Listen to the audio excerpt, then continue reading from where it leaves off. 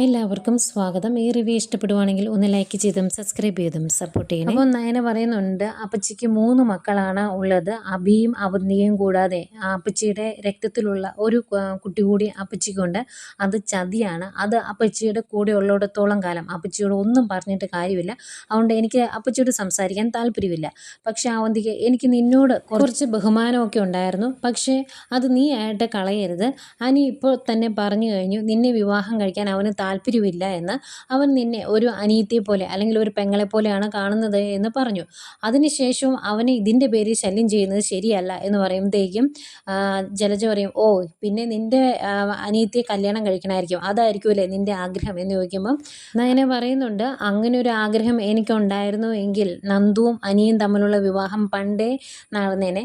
പിന്നെ അതിനെ എതിർക്കുന്നത് ഞാനോ ആദർശേട്ടനോ ഒന്നുമല്ല, എൻ്റെ അച്ഛനും അമ്മയും തന്നെയാണ്. ആ അച്ഛനെ അമ്മയാണ് അന്ന് അവന്തികയുടെ വിവാഹ നിശ്ചയം മുടങ്ങിയപ്പം അപ്പച്ചി ആവശ്യമില്ലാത്തതൊക്കെ പറഞ്ഞത്. ഇനി അങ്ങനെ ഉണ്ടായിട്ടുണ്ടെങ്കിൽ ഞാൻ കേട്ട് നിൽക്കും എന്ന് അപ്പച്ചി കരുതണ്ട കേട്ടോ എന്ന് പറഞ്ഞിട്ട് അങ്ങോട്ടേക്ക് പോവാണ് നയന. അന്നേരം ദേഷ്യം വന്നിട്ട് ജലജ പറയുന്നുണ്ട്, കണ്ടോ അവൾ ഇപ്പം മറുകണ്ഠം ചാടി നിൻ്റെ മനസ്സ് മാറ്റാൻ വേണ്ടിയാണ് ശ്രമിക്കുന്നത്. ഇപ്പം നിൻ്റെയും അനിയുടെയും വിവാഹം നടത്താൻ യാതൊരു തടസ്സവും ഇല്ല. ഇവരൊക്കെ വിചാരിച്ചാൽ അത് നടക്കും. എന്നിട്ടും ഈ കളി കളിക്കുന്നത് എന്തിനാണെന്ന് എനിക്കറിയാം എന്നൊക്കെ പറയുമ്പം അവന്തിക പറയുന്നുണ്ട്, എന്തൊക്കെ നടന്നാലും എനിക്ക് അനിയെ കിട്ടിയില്ല എങ്കിൽ ഇവിടെയുള്ളവർ അതിന് വലിയ വില കൊടുക്കേണ്ടി വരും. അത് ഞാൻ കാണിച്ചു തരാം എന്ന് പറയുവാണ്. പിന്നെ കാണിക്കുന്നത് നവീനും അനിയും കൂടി ഒരു ഹോട്ടലിൽ ഇരുന്ന് സംസാരിക്കുവാണ്. സംസാരിച്ചുകൊണ്ടിരിക്കുമ്പം നവീൻ പറയുന്നുണ്ട്, ഞാൻ അനാമികയെ കുടുക്കിയത് സ്റ്റെബിൻ മുഖേനയാണ്. സ്റ്റെബിനെ ഞാൻ കോടതിയിൽ എത്തിച്ചത് ചെറുതായിട്ടൊന്ന് ഭീഷണിപ്പെടുത്തി തന്നെയാണ്. കാരണം അവൻ്റെ കയ്യിലിരിപ്പ് ശരിയല്ല. അവൻ ഒരുപാട് പെൺകുട്ടികളെ ചതിച്ചിട്ടുണ്ട് അഭിയെ പോലെ. അതുപോലെ അതിലൊരു പെൺകൊച്ചിനെ അവൻ രജിസ്റ്റർ മാരേജ് ചെയ്തിട്ടുണ്ട്. അവർ അത് ഡിവോഴ്സ് ആകാതെയാണ് തല്ലി പിരിഞ്ഞ് 2 വഴിക്കായത്. അവനൊരു കുട്ടിയുണ്ട് അതിൽ. ആ കേസെല്ലാം ഞാൻ കുത്തിപ്പൊക്കുമെന്നും ആ പെങ്കൊച്ചിനെ കൊണ്ട് കേസ് കൊടുപ്പിക്കും എന്ന് പറഞ്ഞ് ഞാൻ അവനെ ഭീഷണിപ്പെടുത്തി. അങ്ങനെ ഒരു കേസ് വന്നിട്ടുണ്ടെങ്കിൽ ഇവന് UK പോകാൻ സാധിക്കില്ല. അതുകൊണ്ടാണ് അവൻ കോടതിയിൽ വന്ന് അത്രയും കാര്യങ്ങൾ വിളിച്ചു പറഞ്ഞത്. പിന്നെ അവന് എങ്ങനെയെങ്കിലും അനാമികയുടെ കയ്യിൽ നിന്ന് പൈസ അടിച്ചു മാറ്റണം എന്നല്ലാതെ അനാമികേനെ UK കൊണ്ടുപോകണമെന്നോ ഭാര്യയാക്കണമെന്നോ ആഗ്രഹമില്ലായിരുന്നു. അതും ഒരു കാരണമാണ് എന്നൊക്കെ പറയുന്നുണ്ട്. അന്നേരം അനി പറയുന്നുണ്ട്, ഏതായാലും നീ കോടതിയിൽ നല്ല രീതിയിൽ പെർഫോം ചെയ്തു, അതുകൊണ്ടാണല്ലോ എനിക്ക് ഡിവോഴ്സ് കിട്ടിയത്, അതേതായാലും നന്നായി എന്ന് പറയുമ്പം നവീൻ പറയുന്നുണ്ട്, ഞാൻ എപ്പോഴും എൻ്റെ സുഹൃത്തുക്കളോട് ആത്മാർത്ഥത കാണിച്ചിട്ടുണ്ട്, അവരെയെല്ലാം ഞാൻ സ്നേഹിച്ചിട്ടുണ്ട്, ഒരിക്കലും ഞാൻ എൻ്റെ സുഹൃത്തിനെ ചതിക്കില്ല. പക്ഷെ നീ അങ്ങനെയല്ല, നീ നന്ദുവിൻ്റെ കാര്യത്തിൽ എന്നോട് ചെറുതായിട്ട് കള്ളത്തരം കാണിച്ചോ എന്ന് എനിക്ക് സംശയമുണ്ട് എന്ന് പറയുമ്പം അനി, എടാ അതിന് ചില കാരണങ്ങളുണ്ട് എന്ന് പറയുക.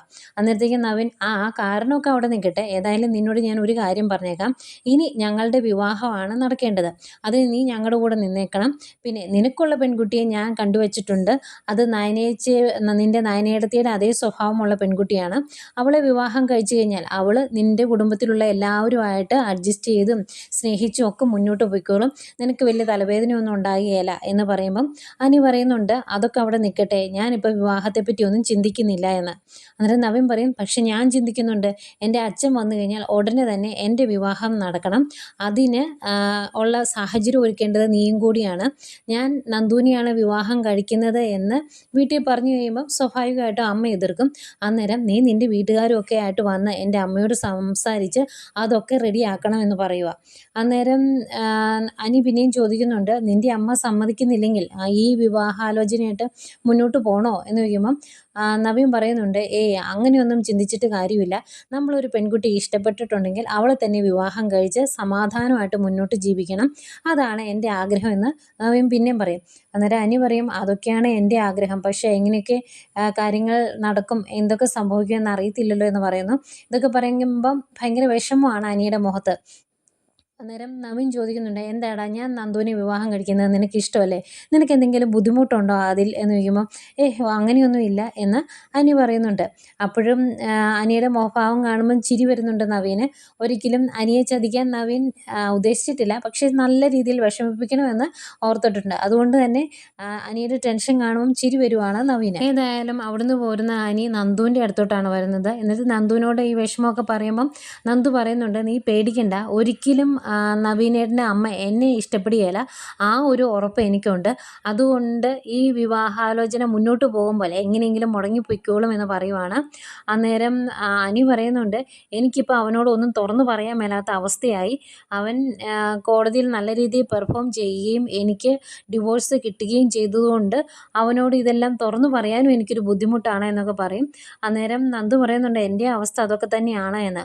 അന്നേരം അനി പറയുക, എനിക്ക് ബാക്കിയുള്ളവരുടെ കാര്യത്തിൽ കുഴപ്പമൊന്നുമില്ല, പക്ഷേ നിനക്ക് അവനോട് ചെറിയൊരു സോഫ്റ്റ് കോർണർ ഇല്ലേ, അല്ലെങ്കിൽ നീ അവനോട് ഇതെല്ലാം തുറന്നു പറയുകയില്ലായിരുന്നോ എന്ന് ചോദിച്ചപ്പം നന്ദു പറയുന്നുണ്ട്, എനിക്ക് ചെറിയ സോഫ്റ്റ് കോർണറൊക്കെ ഉണ്ട്, അതില്ല എന്നൊന്നും ഞാൻ പറയുന്നില്ല. ഒരു കാരണവും ഇല്ലാതെ നവീനേട്ടനോട് ഇപ്പോൾ ഇങ്ങനെ ഇതെല്ലാം തുറന്നു പറയാൻ പറ്റുമോ, നീ തന്നെ ഒന്ന് ചിന്തിച്ചു നോക്കി എന്ന് പറയുക. അന്നേരം അനു പറയുന്നുണ്ട്, അതാ എൻ്റെ ടെൻഷനെന്ന്. അന്നേരം നന്ദു പറയുന്നുണ്ട്, നീ ആവശ്യമില്ലാത്ത കാര്യങ്ങൾ പറഞ്ഞ് എൻ്റെ മനസ്സിലാക്കാൻ നോക്കണ്ട, നീ മര്യാദയ്ക്ക് ഇരിക്കുക എന്ന് പറയുന്നുണ്ട്.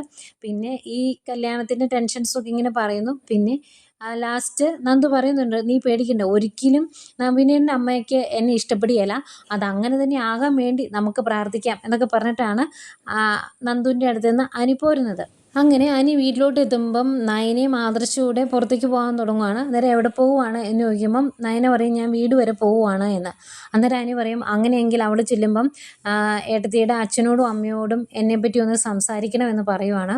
അന്നേരം നയന പറയുന്നുണ്ട്, അവരോട് എടുത്തടിച്ചതുപോലെ ഈ വിവരങ്ങളൊന്നും പറയാൻ പറ്റത്തില്ല, അവർക്ക് ഒന്നാതെ നിങ്ങൾ തമ്മിലുള്ള വിവാഹം ഇഷ്ടമല്ല, അതും എനിക്കറിയാവുന്നതല്ലേ എന്നൊക്കെ ചോദിക്കുമ്പം അനി പറയുന്നുണ്ട്, അതൊക്കെ ശരിയാണ്, പക്ഷേ നവീൻ്റെ അമ്മയ്ക്കും നന്ദുവിനെ ഇഷ്ടമൊന്നും അല്ലല്ലോ, പിന്നെ നന്ദുവിനും വലിയ താല്പര്യമൊന്നുമില്ല നവീനോട്, പിന്നെ എങ്ങനെയാണ് ഈ വിവാഹം നടക്കുന്നത് എന്ന് ചോദിക്കുമ്പം നയന ചോദിക്കുന്നുണ്ട്, അനിയെ ഇഷ്ടമാണ് എന്ന് നന്ദു പറഞ്ഞിട്ടുണ്ടോ എന്ന്. അന്നേരം അനി പറയുന്നുണ്ട്, അവളത് പറയാതെ പലതവണ നിങ്ങളോട് അങ്ങനെ ഒരു ഇഷ്ടമുണ്ടെന്ന് സൂചന തന്നതാണ്, എന്നിട്ട് നിങ്ങൾക്ക് അതൊന്നും മനസ്സിലായില്ലേ എന്ന് ചോദിക്കുക കേട്ടോ. അന്നേരം നയന പറയുന്നുണ്ട്, നിങ്ങളുടെ വിവാഹം നടക്കണമെന്ന് തന്നെയാണ് ഞങ്ങളുടെ ആഗ്രഹം, പക്ഷേ എങ്ങനെ നമ്മളിത് നടത്തും, എൻ്റെ അമ്മയോടും അച്ഛനോടും ഈ കാര്യങ്ങൾ പറയാൻ പറ്റത്തില്ല, പിന്നെ നവീനോടും നമുക്കിതൊന്നും പറയാൻ പറ്റത്തില്ലല്ലോ, ഇപ്പം തന്നെ അനിയുടെ വിവാഹമോചനത്തിന് നവീൻ എത്രത്തോളം കഷ്ടപ്പെട്ടിട്ടുണ്ടെന്ന് അറിയാലോ എന്നൊക്കെ പറയുവാണ്. അന്നേരം അനു പറയുക, ഇങ്ങനെയാണെങ്കിൽ കോടതി തോറ്റാൽ മതിയായിരുന്നു, ഇതിപ്പോൾ അവനോട് ഒന്നും പറയാൻ മേലാത്ത അവസ്ഥയായി എന്ന്. അന്നേരം ആദർശ് ചോദിക്കും, എടാ അവൻ അങ്ങനെ ഒരു ആവശ്യം നിന്നോട് പറഞ്ഞു കഴിഞ്ഞാൽ നിനക്കത് ഇനി സാധിച്ചു കൊടുക്കാതിരിക്കാൻ പറ്റുമോ, അങ്ങനെ ഒരു കടപ്പാടായില്ലേ എന്നൊക്കെ ചോദിക്കുമ്പം അനി പറയുന്നുണ്ട്, അവൻ അങ്ങനെ ഒരു കടപ്പാടുണ്ടെങ്കിൽ അവൻ എന്നോട് വേറെ എന്ത് വേണമെങ്കിലും ചോദിച്ചോട്ടെ, എനിക്കൊരു കുഴപ്പമില്ല, പക്ഷേ ഞാൻ സ്നേഹിക്കുന്ന പെണ്ണിനെ വേണം എന്ന് പറഞ്ഞിട്ടുണ്ടെങ്കിൽ അത് സാധിച്ചു കൊടുക്കാൻ എനിക്കിത്തിരി ബുദ്ധിമുട്ടാണ് എന്ന് പറഞ്ഞിട്ടാണ് അനി അവിടെ നിന്ന് പോകുന്നത്. അകത്തോട്ട് കയറി പോരുവാണേ. അന്നേരം ആദർശ് നയനോട് പറയുന്നുണ്ട്, ഇതിപ്പം ഇങ്ങനെ മുന്നോട്ട് പോയിട്ടുണ്ടെങ്കിൽ നവീനും നന്ദുവും തമ്മിലുള്ള വിവാഹങ്ങാനും അബദ്ധത്തിൽ നടന്നു പോയാൽ ഇവൻ്റെ അവസ്ഥ എന്താവും എന്ന് എനിക്കറിയത്തില്ല എന്ന്. അന്നേരം നയനയും പറയുന്നുണ്ട്, അനിയുടെ കാര്യം ഓർത്തിട്ട് എനിക്കും വിഷമമൊക്കെ ആവുന്നുണ്ട്, പക്ഷേ എന്ത് ചെയ്യാം, എന്തായാലും നമുക്ക് വീട്ടിൽ പോയി അവരുടെ അച്ഛൻ്റെ അമ്മയുടെ അഭിപ്രായം എന്താണ്, അവരുടെ നിലപാട് എന്താണ് എന്നൊന്ന് നോക്കാം, നമുക്ക് പറ്റുവാണെങ്കിൽ സംസാരിക്കാം എന്നൊക്കെ പറഞ്ഞ് അവർ നേരെ കനകയുടെയും ഗോവിന്ദൻ്റെ അടുത്തോട്ട് വരുമ്പം ഭയങ്കര സന്തോഷം, എന്താ രണ്ടുപേരും വിളിച്ച് പറയാതെ ഇങ്ങോട്ട് വന്നത് എന്നൊക്കെ ചോദിക്കുമ്പം ഞങ്ങൾ ഒരു സീരിയസ് ആയിട്ടുള്ള കാര്യം പറയാൻ വേണ്ടിയാണ് വന്നത് എന്ന് പറയും. അന്നേരം എന്താണ് എന്ന് ചോദിക്കുമ്പം ഇവർ അനിയുടെ കാര്യമാണ് സംസാരിച്ച് വരുന്നത്. അന്നേരം ഗോവിന്ദൻ പറയും, എന്നോട് പൂർണ്ണമായിട്ട് നിങ്ങളൊന്നും പറയണ്ട, നിങ്ങൾ എന്താണ് ഉദ്ദേശിക്കുന്നത് എന്ന് എനിക്കറിയാം, പക്ഷേ അനിയും നന്ദുവും തമ്മിലുള്ള വിവാഹം നടക്കുകയില്ല, ഞങ്ങൾക്ക് അതിന് താല്പര്യമില്ല എന്ന് പറയുന്നു. അന്നേരം നയന പറയുന്നുണ്ട്, ആ വിവാഹ നിശ്ചയം മുടങ്ങിയപ്പോൾ തന്നെ കാര്യങ്ങളെല്ലാം അനി മുത്തശ്ശനോടും മുത്തശ്ശിയോടും തുറന്നു പറഞ്ഞതാണ്, അവൻ വിവാഹം കഴിക്കുവാണെങ്കിൽ നന്ദുവിനെ മാത്രമേ വിവാഹം കഴിക്കുകയുള്ളൂ എന്ന് പറഞ്ഞു, അല്ലെങ്കിൽ അവൻ്റെ ജീവിതത്തിൽ ഇനി മറ്റൊരു പെണ്ണുണ്ടാകില്ല എന്നും പറഞ്ഞു, പിന്നെ എന്താ ചെയ്യുന്നത് എന്നൊക്കെ ചോദിക്കുമ്പം ഗോവിന്ദൻ പറയുന്നുണ്ട്, അതൊക്കെ ഇപ്പം പറയുന്നതല്ലേ, നന്ദുവിൻ്റെ വിവാഹം കഴിഞ്ഞ് പോയി കഴിയുമ്പം അനിയുടെ ആ മനസ്സങ്ങ് മാറിക്കോളും, അതെല്ലാം ശരിയായിക്കോളും എന്ന് പറയുവാണ്.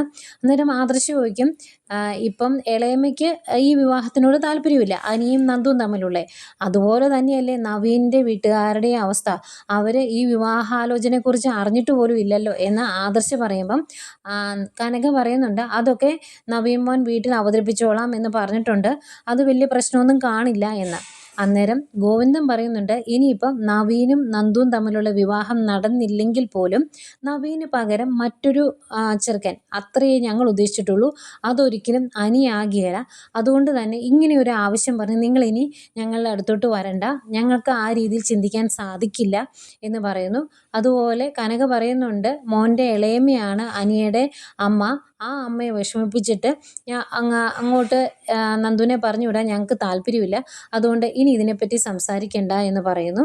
അന്നേരം ആദർശ് പറയുന്നുണ്ട്, അനിയുടെ വിഷമം കണ്ടിട്ടാണ് ഞങ്ങൾ സംസാരിക്കാൻ വന്നത്, നിങ്ങൾക്ക് താല്പര്യമില്ലെങ്കിൽ വേണ്ട, നിങ്ങളുടെ മനസ്സിൽ എന്താണ് എന്നറിയാൻ വേണ്ടി കൂടി ഞങ്ങൾ വന്നതേ ഉള്ളൂ എന്ന് പറഞ്ഞ് അവരങ്ങോട്ട് പോവുകയാണേ. പോയി കഴിയുമ്പം ഗോവിന്ദൻ ചോദിക്കും, ഞാൻ പറഞ്ഞത് ഇത്തിരി കൂടിപ്പോയോ എന്ന് കനകയോട്. അന്നേരം കനക പറയും, ഇല്ല ഗോവിന്ദേട്ടാ, നമ്മൾ പറയാനുള്ളത് മാത്രമേ പറഞ്ഞിട്ടുള്ളൂ, അതിലൊന്നും വലിയ പ്രശ്നമില്ല എന്ന്. പിന്നീട് നവ്യയാണ് കാണിക്കുന്നത്. നവ്യ തലമുടിയൊക്കെ ഈരിക്കൊണ്ട് റൂമിൽ നിൽക്കുമ്പോഴാണ് അങ്ങോട്ടേക്ക് അഭി വരുന്നത്. അന്നേരം അഭിയോട്, നീ ഇങ്ങ് വന്നിട, എൻ്റെ മുടി ഒന്ന് ഈരിത്താ എന്ന് പറയുന്നു. അഭി നല്ല അനുസരണയുള്ള കുട്ടിയായിട്ട് വന്നിട്ട് നവ്യയുടെ തലമുടി ഈരി കൊടുക്കുക. ഇങ്ങനെ ഇട്ടുകൊണ്ടിരിക്കുമ്പം നവ്യ പറയുന്നുണ്ട്, അനിയുടെ വിവാഹമോചനമൊക്കെ നടന്നു, ഇനി അവൻ്റെ വിവാഹം നടക്കണം, അവൻ നന്ദുവിൻ്റെ പുറകെ നടക്കുന്നുണ്ട്, ഒരിക്കലും എനിക്ക് നന്ദുവിനെ കിട്ടില്ല, അതുപോലെ തന്നെ നവീൻ്റെ ജീവിതത്തിലേക്കും നന്ദു പോകരുത് എന്നിങ്ങനെ പറയുക. അന്നേരം അഭി പറയും, അങ്ങനെ ചിന്തിക്കേണ്ട കാര്യമൊന്നുമില്ല, നവീനും നന്ദുവും തമ്മിലുള്ള വിവാഹം നടക്കട്ടെ, അപ്പോൾ പിന്നെ അനി നന്ദുവിൻ്റെ പുറകെ നടക്കുകയല്ലോ, ആ സ്ഥിതിക്ക് അവന്തികയും അനിയും തമ്മിലുള്ള വിവാഹം നടത്തിയെടുക്കുകയും ചെയ്യാം എന്ന് പറയുവാണ്. അന്നേരം നവ്യ ചോദിക്കും, അതെന്തിനാ അങ്ങനെ നടത്തുന്നത്, അനി അവന്തികയെ അനിയത്തി പോലെയാണ് കാണുന്നത് എന്ന് പറഞ്ഞ സ്ഥിതിക്ക് അങ്ങനെ ഒരു വിവാഹാലോചനയായിട്ട് മുന്നോട്ട് പോകുന്നത് തെറ്റല്ലേ എന്ന് ചോദിക്കും. അന്നേരം അഭി പറയുവാണ്, അങ്ങനെയൊന്നുമില്ല, ഇതെല്ലാം അവൻ രക്ഷപ്പെടാൻ വേണ്ടി നുണ പറയുന്നതാണ്, അതാരും മൈൻഡ് ചെയ്യാതിരുന്നിട്ടുണ്ടെങ്കിൽ പതിയെ അവൻ്റെ മനസ്സൊക്കെ അങ്ങ് മാറിക്കോളും, പക്ഷേ എൻ്റെ മനസ്സിൽ ഇപ്പോൾ ഇതൊന്നുമല്ല, അവളുണ്ടല്ലോ ആ അനഘ, അവൾ റിക്കവറായി വരുന്നുണ്ട് എന്ന് നയന എൻ്റെ അമ്മയോട് പറഞ്ഞായിരുന്നു, അങ്ങനെ അവൾ റിക്കവറായി വരുന്നുണ്ടെങ്കിൽ എത്രയും പെട്ടെന്ന് അവളെ തീർക്കണം, ആ ഹോസ്പിറ്റലിൽ വെച്ച് തന്നെ തീർക്കണം, എങ്കിലേ കാര്യങ്ങൾ ശരിയാവുകയുള്ളൂ എന്നൊക്കെ പറയുമ്പം നവ്യ ചോദിക്കും, അതൊക്കെ സാധിക്കുന്ന കാര്യമാണോ എന്ന്. അന്നേരം അഭി പറയും, സാധിക്കും, അതിനുള്ളതൊക്കെ നമ്മൾ ചെയ്യണം, അല്ലെങ്കിൽ അവൻ ആദർശ് അവൻ്റെ ദേഹത്ത് പറ്റിയ ചെളി എൻ്റെ ദേഹത്ത് തെറിപ്പിച്ച് രക്ഷപ്പെടാൻ നോക്കും, അതിനനുവദിച്ചു കൊടുക്കരുത് എന്നൊക്കെ പറയുവാണേ. എന്നിട്ട് അത് കേൾക്കുമ്പം ഭയങ്കര വിഷമമാകുന്നുണ്ട് നവ്യയ്ക്ക്. അതുകൊണ്ട് തന്നെ നവ്യ അവിടുന്ന് പുറത്ത് വന്നിട്ട് കുറേ കഴിഞ്ഞ് കൂട്ടുകാരിയെ വിളിക്കും. എന്നിട്ട് ഈ വിവരങ്ങളൊക്കെ പറയുന്നുണ്ട്. എന്നിട്ട് കൂട്ടുകാരിയോട് പറയുവാണ്, അനഘയുടെ ജീവൻ ആപത്തുണ്ട് എന്നുള്ള കാര്യം, അനഘയെ കൊല്ലാൻ വേണ്ടി അഭിയും അവൻ്റെ അച്ഛനും ശ്രമിക്കുന്നുണ്ട് എന്നുള്ള കാര്യം എത്രയും പെട്ടെന്ന് നീ ആദർശേട്ടനെ അറിയിക്കണം, അറിയേണ്ടവരെല്ലാം ഈ കാര്യങ്ങൾ അറിയണം എന്ന് പറയുമ്പം ഞാൻ അറിയിക്കാമെന്ന് കൂട്ടുകാരി പറയുന്നുണ്ട്. അങ്ങനെ നവ്യ സംസാരിച്ചുകൊണ്ട് നിൽക്കുന്നത് ദേവയാനി കേൾക്കുന്നുണ്ട്.